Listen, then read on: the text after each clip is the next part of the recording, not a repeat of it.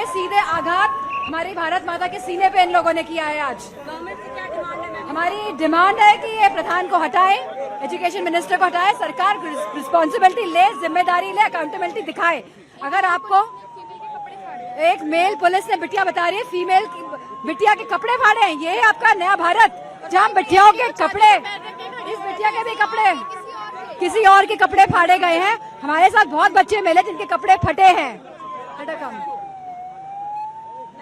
So it's very unfortunate. और इतनी अहंकारी, इतनी निर्दयी, इतनी कठोर सरकार शायद ही भारत के इतिहास में हो कि निहत्थे बच्चों पे इन लोगों ने डंडे चलाए हैं।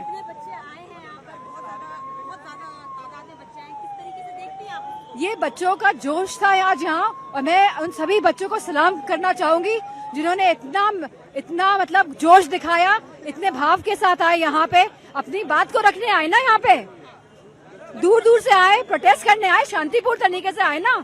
ये लोग चाहते हैं कि संविधान से देश नहीं चलेगा, ये आरएसएस की विचारधारा से देश चलाना चाहते हैं।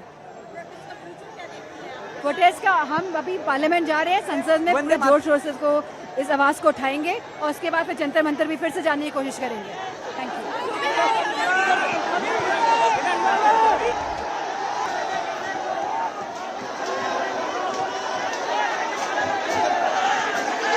विद्यार्थ्यांवरती लाठ्या उगारल्या गेल्या, ज्या पद्धतीने कपडे फाडले गेलेत यावरती त्यांनी तीव्र नाराजी व्यक्त केली आहे आणि सरकारने ज्या पद्धतीने हे आंदोलन हाताळलंय त्याच्यावरती त्यांनी प्रतिक्रिया व्यक्त केली आहे। खरंय सुमित, खरं तर ही लोकशाही राहिलेली नसून ही दडपशाही आहे, हुकुमशाही आहे। हा जो आरोप वारंवार या सरकारवर करण्यात येतोय, या आरोपावर कुठेतरी साजेसं असं वातावरण निर्माण होतंय का, असं देखील सध्या बोललेलं चालू शकतंय। कारण ज्या पद्धतीनं आपण पाहतोय मोठ्या प्रमाणात लाठीचार्ज करण्यात येतोय, खरं तर विद्यार्थी हे सर्वसाधारण विद्यार्थी आहेत, यांचं बॅकग्राऊंड कोणतंही गुंडगिरीचं बॅकग्राऊंड नाही आहे किंवा राजकारणातली मंडळी नाही आहेत, तरी देखील यांच्यावर अतिशय अमानुषपणे लाठीचार्ज करण्यात येतो।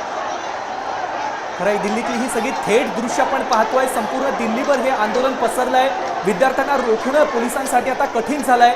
कुठल्याही परिस्थितीमध्ये संसदेपर्यंत आम्ही पोहोचणार आणि आमची मागणी मान्य करण्यासाठी हा मोर्चा संसदेपर्यंत पोहोचवणार, अशी विद्यार्थ्यांची भूमिका दिसते।